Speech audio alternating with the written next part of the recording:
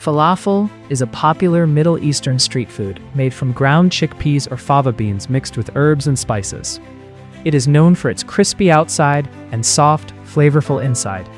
Falafel is not only delicious, but also a healthy vegetarian protein option, often served in pita bread, wraps, or with salads and sauces like tahini or hummus.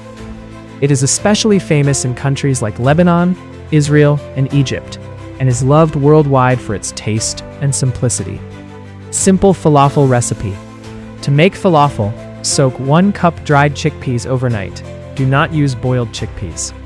Grind them with 1 small onion, 3 to 4 garlic cloves, a handful of parsley, 1 teaspoon cumin, 1 teaspoon coriander powder, salt, and a little black pepper.